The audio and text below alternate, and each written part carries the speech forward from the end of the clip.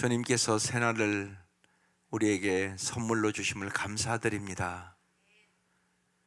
주님께서 날마다 말씀과 기도 속에서 저희들이 언제나 하나님의 나라와 의를 구하며 이 땅에서 살아갈 수 있도록 인도하여 주옵소서. 우리의 마음이 세상에 썩을 것에 하나님 더 관심을 갖지 않도록 도와주시고, 날마다 하나님의 나라를 세우는데 우리의 몸과 마음과 뜻을 드릴 수 있도록 은혜를 베풀어 주시옵소서. 이 아침도 우리의 눈을 열어 주의 법에 기이함을 보게 하여 주옵소서. 예수님 이름으로 기도드립니다. 아멘. 하나님의 말씀 느헤미야서 7장 5절에서 73절 긴 본문이라 5절 방송실 잘 들어주세요. 5절에서 7절 그리고 63절에서 65절 이렇게만 합독할게요. 5절에서 먼저 7절 보겠습니다. 시작. 내 하나님이 내 마음을 감동하사 귀족들과 민장들과 백성을 모아 그 계보대로 등록하게 하심으로 내가 처음으로 돌아온 자의 계보를 얻었는데 거기에 기록된 것을 보면 옛적에 바벨론 왕 느부갓네살에게 사로잡혀 갔던 자들 중에서 노임을 받고 예루살렘과 유다에 돌아와 각기 자기들의 성읍에 이른 자들 곧 스룹바벨과 예수아와 느헤미야와 아사랴와 라마와 나하마니와 모르드게와 빌산과 미스베렛과 비그웨와 느훔과 바나와 함께 나온 이스라엘의 백성의 명수가 이러하니라. 그러고 쭉 말씀이 나오고요. 63절로 넘어가 볼게요. 여기가 조금 더 알아야 될 말씀이기 때문에 시작. 제사장 중에는 호바야 자손과 학고수 자손과 바실리세 자손이니 바실리레는 길르앗 사람 바르실레의 딸 중에 하나로 아내를 삼고 바르실레의 이름을 불린 자라. 이 사람들은 계보 중에서 자기 이름을 찾아도 찾지 못하였으므로 그들을 부정하게 여겨 제사장의 직분을 행하지 못하게 하고, 총독이 그들에게 명령하여 우림과 둠밈을 가진 제사장이 일어나기 전에는 지성물을 먹지 말라 하였느니라. 아멘. 이렇게 하고 전체 말씀을 볼게요. 이번 한 주 여러분에게 기도를 부탁한 것처럼 이제 이 느헤미야 말씀을 좀 잘 봐달라고 부탁을 드렸습니다. 또 월요일부터 이제 후임자에 대한 면접이 시작되고, 그래서 월요일 날 말씀 중에 이 마지막 말씀에 이런 말씀이 있었습니다. 내 하나님이여 내가 이 백성을 위하여 향한 모든 일을 기억하사 내게 은혜를 베푸시옵소서. 이게 제가 집중적으로 기도한 말씀입니다. 하나님, 제가 평생 동안 어떻게 목회했는가 주님 잘 아시지 않습니까? 내게 은혜를 베풀어 주옵소서. 그래서 정말 참으로 하나님 보시기에 합당한 후임자를 주십시오. 또 이번 주 설교 제목이 여기 은혜라는 단어가 있었어요, 없었어요? 날마다 하나님의 은혜에 날마다 깨어있는 사람, 이게 이번 주 설교 제목이었습니다. 그러니까 기가 막히게 은혜라는 단어가 나왔다, 제가 그렇게 생각을 했어요. 근데 6장으로 딱 넘어가니까 뭐가 나와요? 반대자들이 쫙 나오는 거예요. 사탄의 세력 속에 하는 쭉 나왔어요. 그리고 제목이 이렇게 붙었습니다. 내 손을 힘있게 하옵소서. 하나님 저에게 지혜와 총명을 주시고 힘을 있게 하옵소서. 제가 그렇게 기도를 했습니다. 그리고 이제 수요일 어제 말씀에 이런 말씀이 있었습니다. 하나냐는 충성스러운 사람이요 하나님을 경외함이 무리 중에서 뛰어난 자다, 이 말씀이 있었습니다. 그래서 하나님 정말로 충성스러운 사람, 그리고 하나님 보시기에 하나님을 경외함이 뛰어난 사람을 주십시오, 이렇게 기도를 했습니다. 그리고 이제 이번 주 주보의 충성에 대해서 제가 글을 썼습니다. 그리고 이제 오늘 말씀 주어지는 거거든요. 예, 오늘 말씀의 제목은 백성의 계보를 발견하다. 예, 이렇게 써 있습니다. 예, 5절을 한번 다시 볼게요. 이제 느헤미야가 내 하나님이 뭐를 감동시켰다고요? 내 마음을 감동하자. 이게 참 중요한 말씀입니다. 그러니까 이제 정말로 이제 성벽을 세우고 또 모든 것을 함에 있어서 중요한 것은 진정한 공동체를 만드는 것이 중요하다고 얘기하는 것입니다. 여러분, 교회에 이렇게 건물 졌단 말이에요. 근데 건물이 중요한 게 아니잖아요. 교회는 건물이 아니잖아요. 사람이 교회란 말이에요. 그러면 정말 이 공동체가 어떤 공동체가 되느냐가 중요한 겁니다. 정말 사랑의 공동체가 되고 믿음의 공동체가 되고 정말 언제나 하나님의 나라를 소망하는 공동체가 돼야 이 교회가 참된 교회가 되는 거예요. 그래서 여기 하나님이 내 마음을 감동하사 어떻게 했다고요? 귀족들과 민장들과 백성을 모아 그 계보대로 등록하게 하심으로 내가 처음으로 돌아온 자의 계보를 얻었는데 거기에 기록된 것을 보면 이렇게 써 있단 말이에요. 그러니까 하나님이 감동해서 모든 것을 했다고 얘기하는 거예요. 하나님의 감동으로 하나님은 진정한 공동체를 세우려고 할 때 도와주신다는 거예요. 지금 상황은 예루살렘 성벽을 완성했지만 성 안에 거주하는 사람들이 너무나 적어서 성벽을 경비하기도 부족한 거예요. 예루살렘이 안정되려면 사람들을 예루살렘으로 해서 이주시켜야 했던 겁니다. 이때 하나님이 너의 마음을 감동시켜서 인구 등록 조사를 통한 계보를 쭉 보게 하셨다는 거예요. 그래서 6절, 옛적에 바벨론 느부갓네살에게 사로잡혀 갔던 자들 중에서 노임받고 예루살렘과 유대에 돌아와 각기 자기들의 성읍에 이른 자들 곧 7절, 스룹바벨, 예수와 느헤미야, 아사랴 그 밑에 모든 사람들 함께 나온 이스라엘 백성의 명수가 이러하니라. 그러면서 49,942명이다. 그것을 쫙 기록해 놓은 것입니다. 예, 우리가 언제나 중요한 것은 교회가 진정한 하나님이 원하시는 공동체가 되어야 된다는 것입니다. 그럼 어떻게 하면 하나님이 원하시는 공동체가 됩니까? 쉬운 얘기 조금 더 쉽게 말씀드리면 여러분의 가정이 어떻게 하면 하나님이 원하시는 정말로 아름다운 공동체가 되겠어요?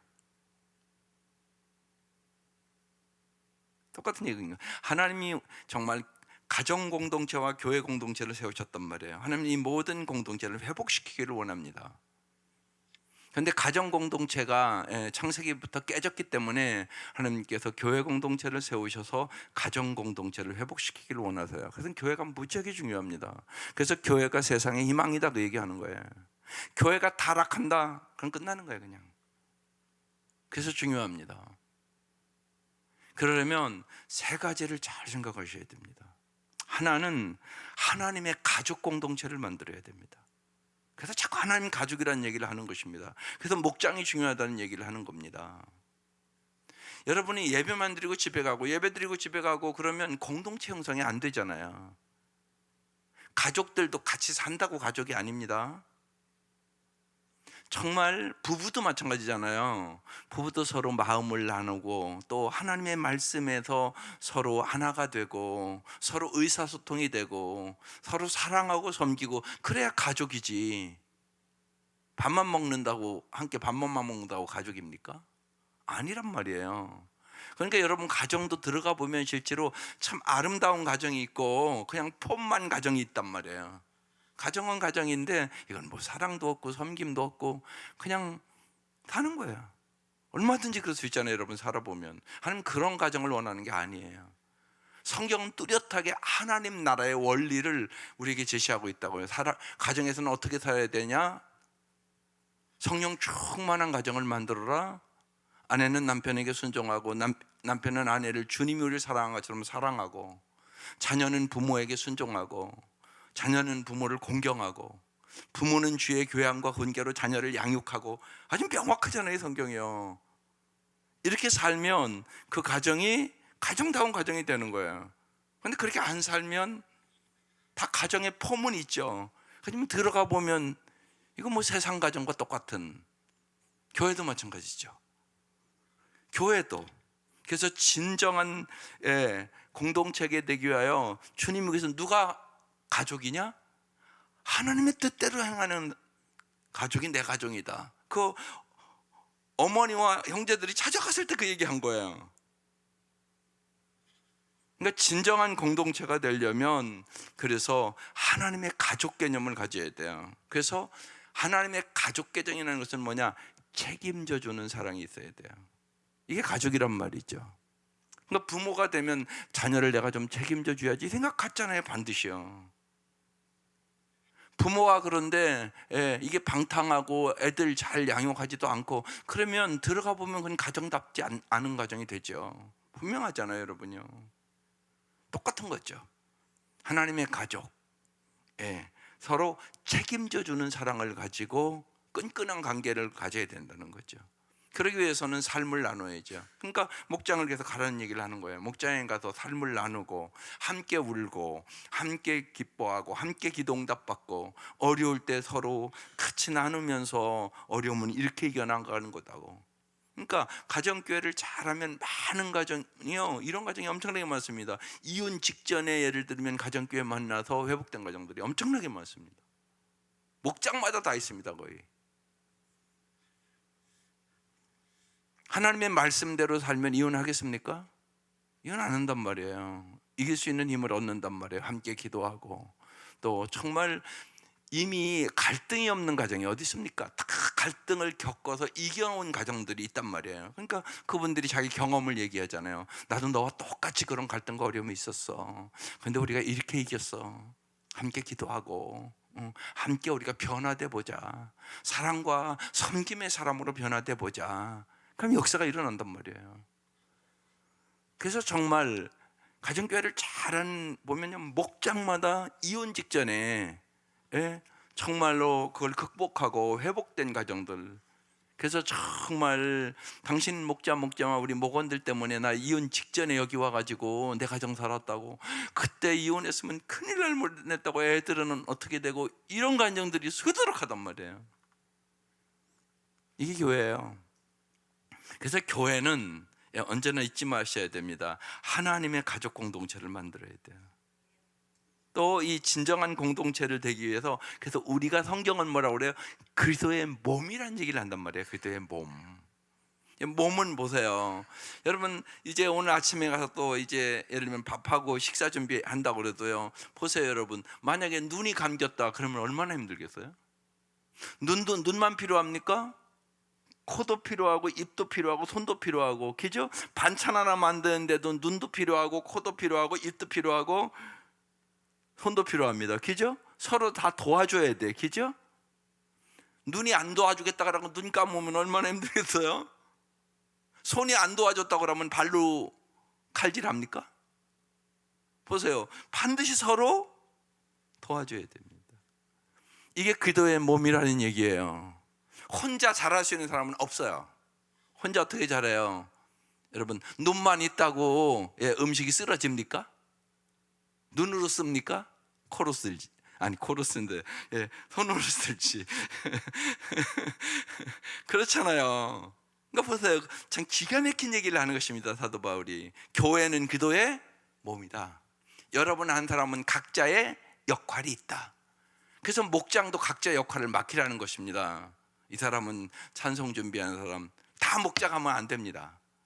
다 역할을 조금씩 그 사람의 은사대로 맡기면 그 사람이 준비한단 말이에요. 준비하면서 잘하는 겁니다. 점점 보면 처음에는 못할 수도 있죠. 근데 자꾸 하다 보면 잘해요. 아이들이랑 똑같습니다.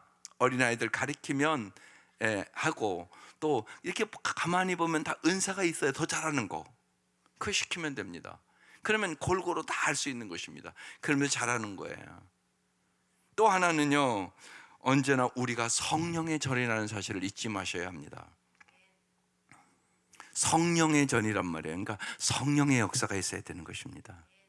성령의 역사로 하나 되는 거예요. 여러분 특별히 그래서 이번 주에 교회 결정 방법 중요하기 때문에 여러분이 기도해 달라고 써드린 겁니다.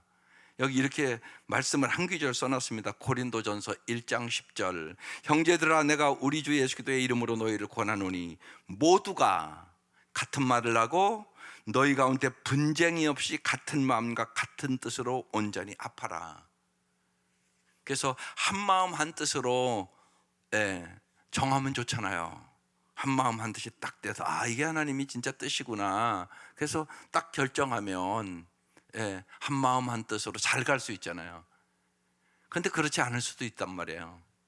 어떤 일을 결정함에 따라서 그렇잖아요. 그런 것들을 잘 분별해서 하나 되게 하는 게 누가 한다고요? 성령님.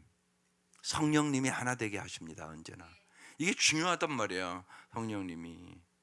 그래서 공동체를 위해 골똘하고 있다면 하나님의 방법을 알려주시고 여러 방법으로 도와줄 것입니다. 이렇게 써놨단 말이에요. 매일 성경이 아주 정확하게 써놨단 말이에요. 그 다음에 이제 6절부터 69절까지 그냥 이름만 쫙 기록되어 있는 거예요. 이것이 49,942명이다. 잘 보세요. 지금 바벨론에서 70년 포로예요. 그러니까 거기서 그 사람들 안정 다 찾았단 말이에요. 그런 사람들이 안정된 삶을 포기하고 이제 예루살렘에 다시 돌아와서 척박한 고향에 돌아와서 다시 세워야 된단 말이에요. 그러니까 이 돌아온 사람들은 그러니까 어떤 결단을 한 거예요? 쉬운 얘기로요, 안락한 길을 버리고 십자가의 길을 걷기로 결단한 사람들이 온 거란 말이에요. 여러분 잊지 마셔야 돼요. 여러분은 예수 믿는 거 안락한 길 가려고 예수 믿는 거예요? 십자가의 길 가려고 예수 믿는 거예요? 냉철하게 여러분 가슴에 손을 얹고 생각하라고. 예수를 믿는 길은 안락한 길로 가는 게 아니에요. 그렇게 생각했으면 잘못 생각한 거야. 주님이 분명히 말씀하신 거예요. 나를 따라오려고 그러면 자기를 부인하고 자기 십자가를 지고 나를 쫓을 것이니라. 근데 많은 경우 아니에요. 교회 오지만 쉬운 얘기로 자기 안락한 길 가려고 그냥 내 소원만 이루어달라고 그러니까 기도하죠. 그러면 안 돼요. 나의 뜻대로 마옵시고 아버지의 뜻대로 하옵소서요. 그런데 그렇게 안 하면 정말 구원받지 못한 가정은 자기 가족도 구원 못해요. 여러분 반드시 여러분이 십자가 희생해야 돼요. 내가 잘못해도 내 아내가 왜 나를 이렇게 섬기는구나, 나를 사랑해 주는구나, 저 사랑은 어디서 오는 거지? 보니까 예수에서 오는 거구나. 이거 보여주셔야 돼요. 그렇지 않으면 당신 남편도 구원 못해요. 그게 현실이에요. 여러분 잘 생각해 보세요. 그러니까 오늘 이 아침에 내가 이렇게 살면 내 남편 구원할 수 있을까? 이 생각해 보라고요. 이건 뭐 복음 한 번도 안 전하고 예수 믿는데 보여주지도 않으면 그 남편이 어떻게 예수를 알아요? 여러분이 예수를 알게 해야 돼요. 이게 사명이에요. 가장 큰. 여러분 안 믿는 가족들에게 이건 말로 되는 게 아니에요. 내가 삶으로 예수를 보여줘야 돼요. 그래야 예수 믿을 수 있어요. 그러니까 반드시 희생해야 돼요. 십자가의 길을 가야 돼요.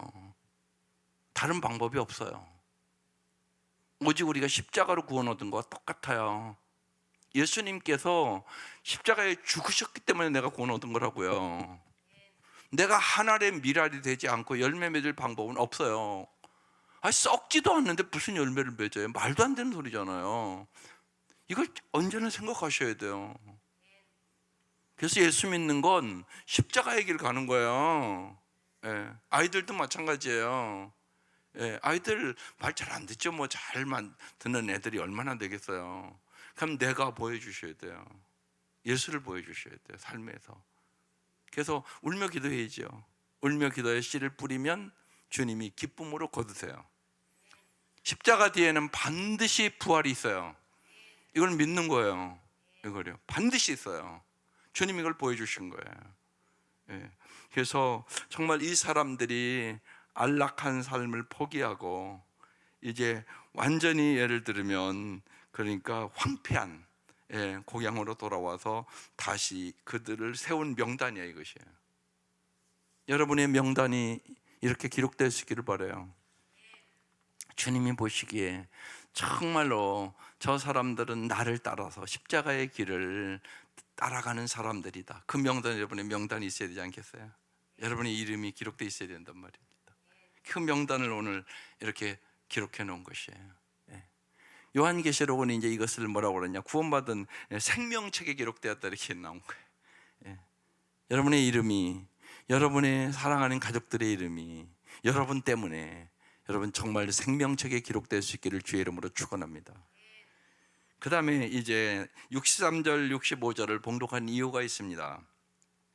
예, 여기 제사장 중에는 호바의 자손, 학고스 자손, 바실릿의 자손, 바실릿에는 기르앗 사람 바실릿의 딸 중에 하나로 아내를 삼고 바실레의 이름을 불린 자라. 64절, 이 사람들은 계보 중에 자기 이름을 찾아도 찾지 못했다는 거예요. 그래서 그들을 계보에 이름이 없으니까 부정하게 여겼다는 거예요. 그래서 제사장의 직분을 행하게 할 수가 없었다는 얘기예요. 뚜렷하게 신분이 없어서. 65절, 총독이 그들에게 명령하여, 그래서 우림과 둠밈, 이건 이제 하나님의 뜻을 분별하는 거예요. 이게요, 가진 제사장이 일어나기 전에는 성물을 먹지 말라 했다 이렇게 얘기하는 거예요. 조상이 정확하게 박히지 않은 제사장들은 공동체가 부정하게 여겨서 움님과 둠밈을 지닌 제사장이 나타나서 다스리기 전까지는 지성물을 먹지 못하겠다, 그런 뜻이에요. 지도자의 거룩은 공동체 전체에 영향을 미치기 때문에 더 엄한 기준을 적용하여 엄격하게 지킨 것이에요. 오늘 매일 성경에 이렇게 써 있어요. 우리는 지도자를 세우고 평가하는데 얼마나 신중합니까? 지금 우리에게 딱 맞게 딱 써 있어요. 제 성경에 제가 언제나 성경에 쓰고 기도하는 게 있어요. 그런데 여기에 이렇게 써놨어요. 제가 목사가 가장 사랑하는 사람들에게, 성도들에게 줄 수 있는 가장 중요한 것은 거룩이다. 그럼 거룩이 뭐냐? 구체적으로 불완전을 초월하는 정직이다. 정직한 사람이 되어야 된다. 재능을 초월하는 인격이 있어야 된다. 실용주의를 초월하는 기도 중심의 기도의 사람이 되어야 된다. 개인적인 야망을 초월하는 이타주의의 사람이 되어야 된다. 개인적인 안위를 초월하는 나눔의 정신이 있어야 한다. 영향력을 초월하는 겸손이 있어야 된다. 이게 제가 항상 써놓고, 제 성경에 써놓고 기도한 내용이에요. 그런데 오늘 여기 지도자의 거룩은 공동체 전체 영향을 미친다 이렇게 써 있었어요. 그래서 여러분에게 오늘 얘기해 드린 것입니다. 그렇게 해서 분별하고 해야 된다는 얘기입니다. 어떤 능력이나 뭐 그런 게 중요한 게 아니올시다. 여러분이 잘하는 대로 어떤 지도자를 이렇게 할 때 제일 먼저 중요한 것은 인격입니다. 그런데 이게 안 보이잖아요. 일을 하는 게 아닙니다. 일은 얼마든지 잘할 수 있습니다. 그런데 그 성품은 이게 살아보면서 나타나는 것입니다. 여러분이 가정에서도 그렇지 않습니까? 일하는 것도 중요하고 다 중요하지만 먼저는 성품이 제일 중요합니다. 그런데 그건 하나님이 깊이 아신단 말이에요. 그래서 그걸 보려고 한 주간 동안 이제 기도하고 또 면접도 하고 그런 것입니다. 그런데 오늘 여기 말씀에 지도자를 세우고 평가하는데 얼마나 신중합니까? 그래서 아까 맨 처음에 뭐라고, 하나님이 내 마음을 감동하사. 이게 중요한 말씀입니다. 판단에는 세 가지 판단이 있습니다. 그러니까 다른 사람이 나를 판단하는 거, 그것은 지극히 작은 일이라고 고린도서에 써 있습니다. 내가 나를 판단하는 거 옳지 않습니다. 사도 바울은 지난주에 나는 죄인 중에 괴수라고 그랬습니다. 근데 여러분도 죄인 중에 괴수라고 생각합니까? 안 그런 사람도 많습니다. 제가 보기에는 죄인 중에는 괴수 생각하면 저렇게 살 수가 없습니다. 근데 사도 바울은 무지하게 그걸 깊이 느낀 겁니다. 그의 말년에 더 사도 바울은 평생 동안 거룩한 삶을 예수 만나고 살았던 사람이잖아요. 근데 그의 말년에 죽음이 가까워서 하는 고백입니다. 그게 나는 죄인 중에 괴수라고. 그러니까 언제나 은혜 속에 사는 겁니다. 나 같은 죄인을 구원해 준 게 너무나 은혜가 크다는 것입니다. 그렇게 인생을 마쳤습니다. 그러니까 내가 누군가를 깊이 느끼는 만큼 은혜가 큽니다. 죄인 중에 괴수라고 느낀 사람은 하나님의 은혜가 얼마나 큰가 더 깊이 느끼는 거 아니겠습니까? 그러니까 은혜를 받은 만큼 새로운 삶을, 성숙한 삶을, 사명자의 삶을 살아가는 겁니다.